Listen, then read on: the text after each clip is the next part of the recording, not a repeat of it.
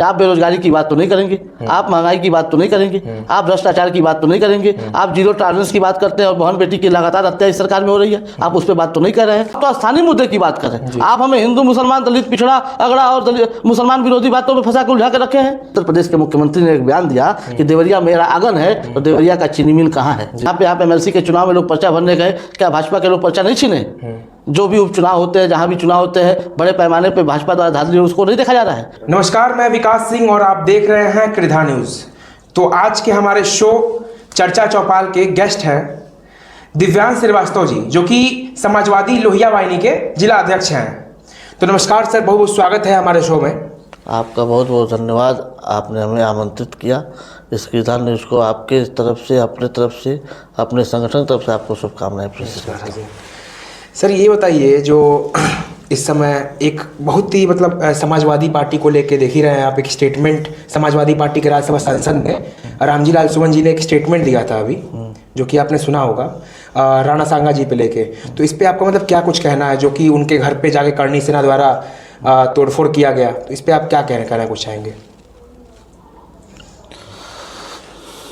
आज भारतीय जनता पार्टी की सरकार में जो PDA वर्ग के लोग हैं वो अपने आप को दुखी, कमज़ोर, शोषित और अपने आप को दबा हुआ महसूस कर रहे हैं जी। ऐसे में हमारे पार्टी के राज्यसभा के सांसद आदरणीय रामजी लाल सुमन जी ने जो सदन में अपनी बात रखी, वो व्यक्ति की स्वयं की विचार हैं, जो इतिहास उन्होंने पढ़ा उस पे उस तरीके की उन्होंने बात सदन में रखी, जनता के बीच में बताया। और सबकी इस लोकतंत्र है, इस लोकतंत्र में सभी व्यक्ति की अभिव्यक्ति की आज़ादी है। वो व्यक्ति अपनी विचार रख सकता है, सहमति असहमति बन सकती है, लेकिन जिस तरीके से भारतीय जनता पार्टी के संरक्षित गुंडे जो करणी सेना के लोग हैं, इस तरीके की अराजकता किए आगरा में, जहाँ पे रामजी लाल सुमन जी का घर है, वहाँ से महज 2 किलोमीटर की दूरी पे उत्तर प्रदेश के यशस्वी मुख्यमंत्री का कार्यक्रम लगा हुआ था जी। और सत्ता संरक्षित लोग जिस तरीके से एकजुट होकर के उनके घर पे तोड़फोड़ किए, यह सरकार के संरक्षण में जो लोग इस समय पल बढ़ रहे हैं उनकी देन है। ऐसा नहीं होना चाहिए, क्योंकि हर व्यक्ति की आज़ादी है इस लोकतंत्र में अपनी बात रखने की जी। और सरकार दलित, अल्पसंख्यक और पिछड़े और जो अगड़े गरीब हैं उनके हकों पर डाका डाल रही है, उनको बोलने से रोक रही है, जिसकी हम घोर निंदा करते हैं जी जी। और समाजवादी पार्टी के राष्ट्रीय अध्यक्ष अखिलेश यादव जी ने एक बात और की, दलित के घर पे हमला एक तरह से किया, दलित को दबाया जा रहा है, दलित को दलित के घर पे, जो कि दलित है ना रामजी लाल सुमन जी, तो उनके घर पे हमला किया गया था। लेकिन लोग ये भी कह रहे हैं कि जब गेस्ट हाउस कांड हुआ था तो समाजवादी पार्टी के जो लोग थे उन्होंने मायावती जी पे हमला किया था। तो इस पे क्या कुछ कहना है आपका? जो गेस्ट हाउस कांड था, जो मायावती जी के साथ घटना घटी थी, उस समय जो परिस्थितियां थी वो दूसरे हिसाब की थी।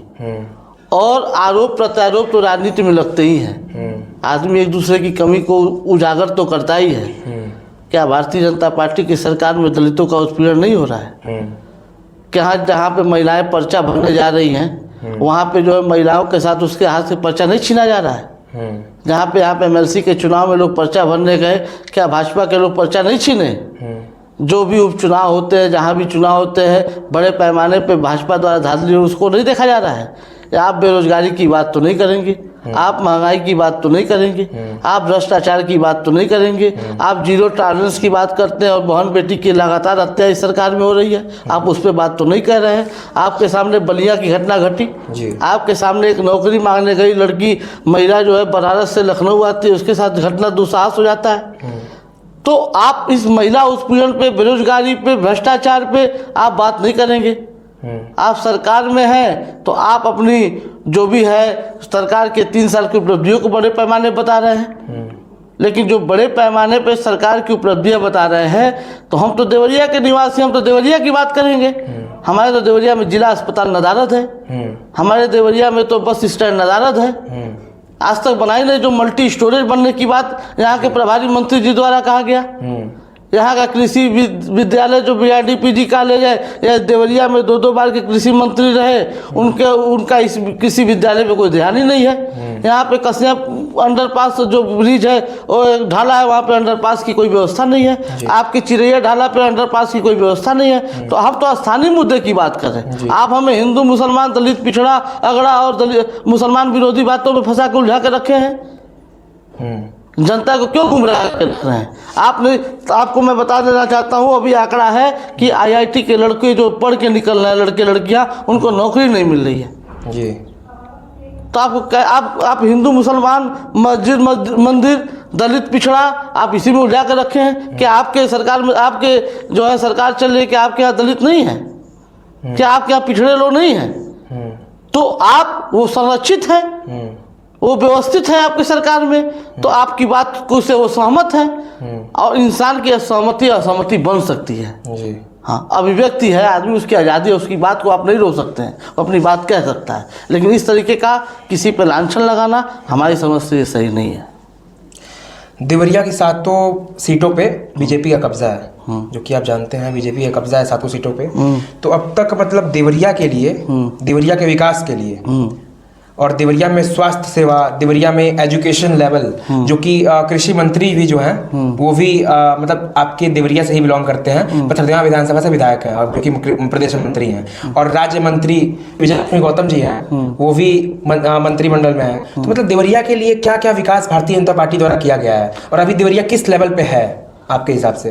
अगर आप देवरिया की बात करें तो देवरिया के विकास बड़े पैमाने पर भ्रष्टाचार में लिप्त है जी।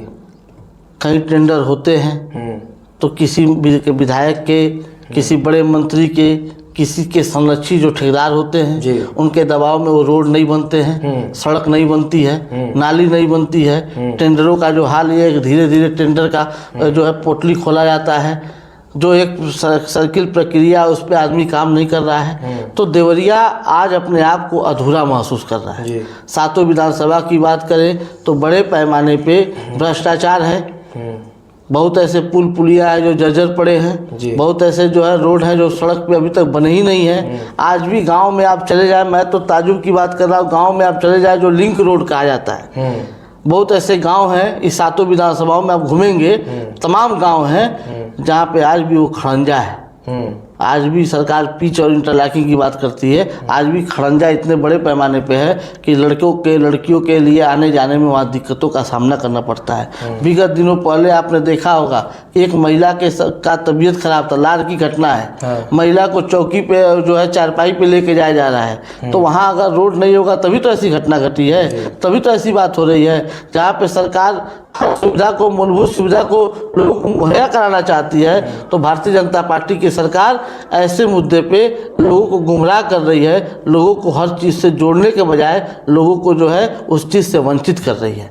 आज जिला अस्पताल नदारत है, मेडिकल कॉलेज खुद मेडिकल रेफर कॉलेज बन गया है। आज भी अभी जाएंगे वहाँ किसी मरीज को दिखाने के लिए होगी तो जो इंफ्रास्ट्रक्चर वो मौजूद नहीं है, जिसके वजह से वहाँ के लोगों को फिर गोरखपुर मेडिकल कॉलेज भेजा जा रहा है। बड़े पैमाने पे प्राइवेट डॉक्टरों का जो है यहाँ पे जो है खुला हुआ डिस्पेंसरी है, लोग जो है टाई अप किए हुए हैं। तो टाई अप किससे किए हुए? अल्ट्रासाउंड वाले से किए हुए हैं।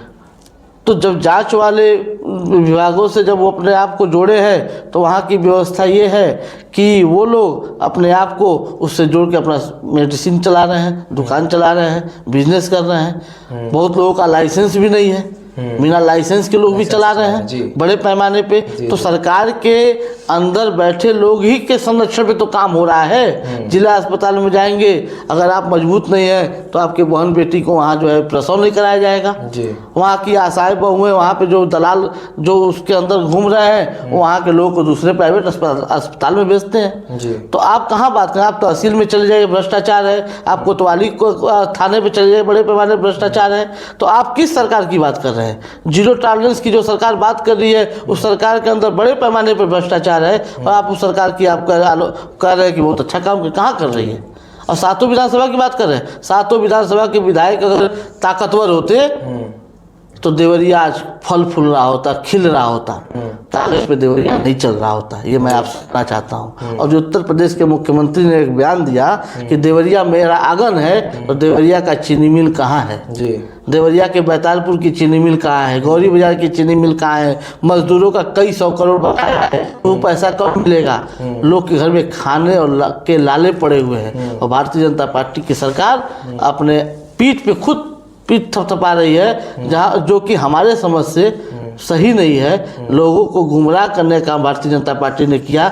इस 8 साल में उत्तर प्रदेश की जनता अपने आप को ठगा महसूस कर रही है।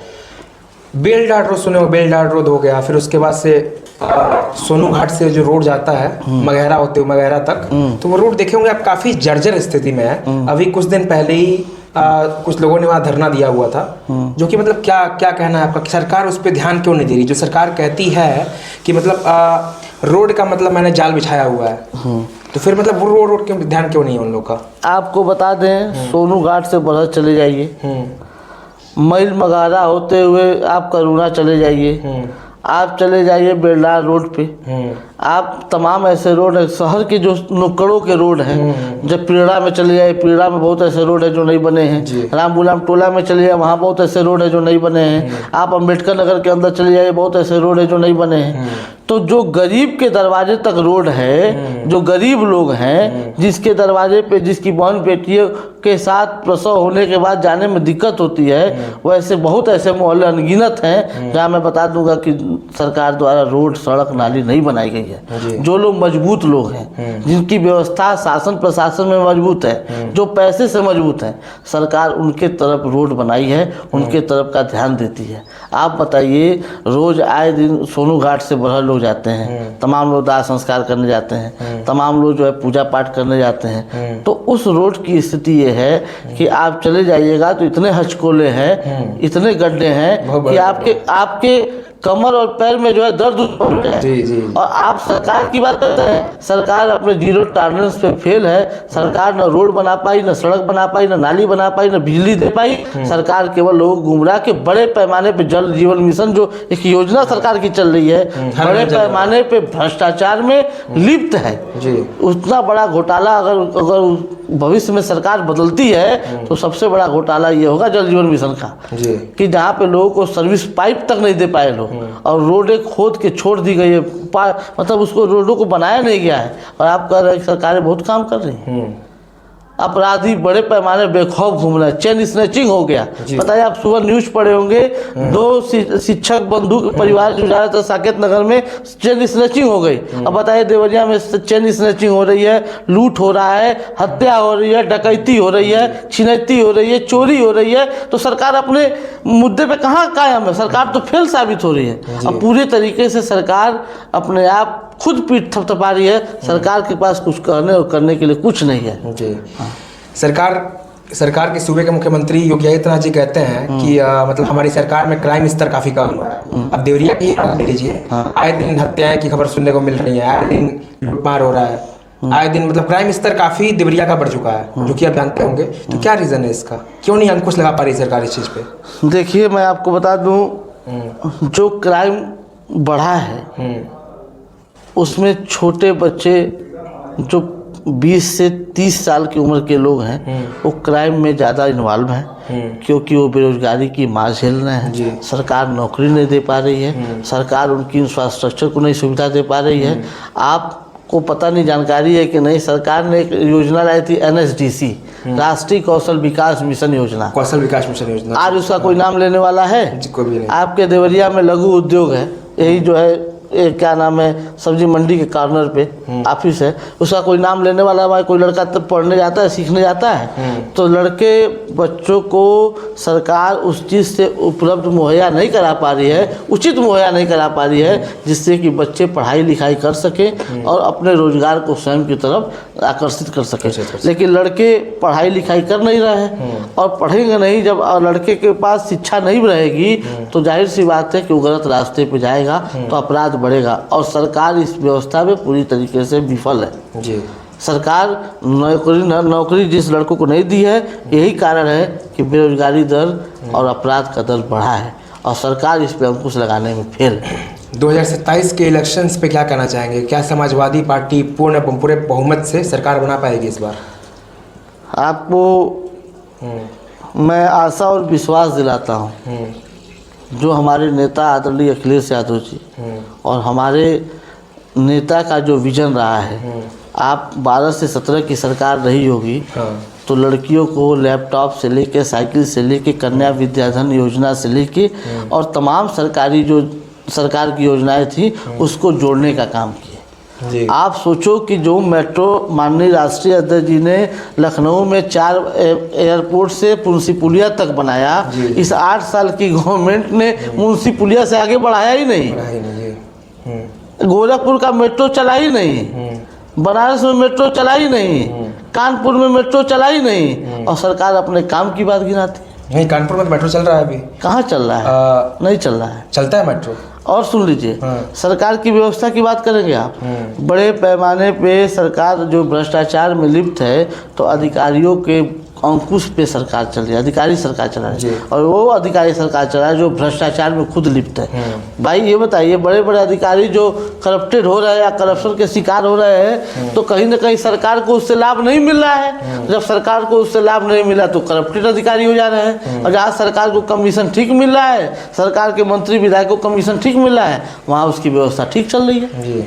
आप अखिलेश जी की बात करेंगे, अखिलेश जी जैसा विजनरी लीडर इस उत्तर प्रदेश में नहीं, देश में नहीं है। देश का लीडर आदरणीय राष्ट्रीय अध्यक्ष समाजवादी पार्टी माननीय अखिलेश यादव जी हैं। इस देश में करोड़ों नौजवानों को लैपटॉप से लेके आम जिसको देने का काम किए। आप कह रहे हो कि जो है एक ही जाति के लोग नौकरी पाते हैं, तो आपके सरकार में सूची तो किया आप इस विभाग तो रिजल्ट है सबसे ज्यादा नौकरी, तो मेहनत कर तो पढ़ेगा वो सर में नौकरी पाएगा, चाहे वो की सत्ता किसी का हो। प्रदेश की राजनीति में समाजवादी पार्टी एक नया आयाम स्थापित करे।